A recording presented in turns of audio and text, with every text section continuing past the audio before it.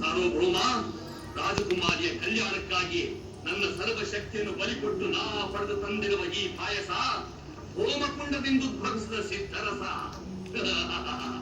ನಿನ್ನ ಮಗಳು ಇದನ್ನು ಸೇವಿಸಿದವನ್ನೆಯೇ ನಿನ್ನ ಭವಿಷ್ಯದ ಆಗಸದಲ್ಲಿ ಭಾಗ್ಯಕಾಲ ಶುಭೋದಯ. ತಮ್ಮ ಅದ್ಭುತ ಪ್ರಯತ್ನದಿಂದ ನಮ್ಮ ಚಿಂತೆ ಕಳೆದರೆ ತಮ್ಮ ವಿಧಾನಗಳಲ್ಲಿ ನಾನೇ ನೋಡಿ ನೀಡಿ ಮಹಾ. ಆಗದು ಪಶುಪತಿ, ಆಗದು. ಶುಚಿರ್ಭೂತರಾಗಿ ಸರ್ವಾಲಂಕೃತ ಭೂಷಿತೆಯಾಗಿ ನಿನ್ನ ಪುತ್ರಿಯ ಎಲ್ಲಿಗೆ ಬರಬೇಕು, ನನ್ನ ಪಾದಗಳಿಗೆ ಮಣಿಯಬೇಕು, ನನ್ನ ಕೈಯಿಂದಲೇ ಈ ಪ್ರಸಾದವನ್ನು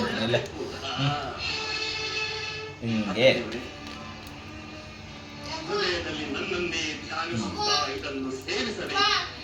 ಈ ಕಿಂಕಿಣಿ ಶರ್ಮನ ತಂತ್ರ ಶಕ್ತಿ, ನನ್ನೆದೆಯಲ್ಲಿನ ರಾಜಭಕ್ತಿ ಜಗತ್ತಾಗಬೇಕು.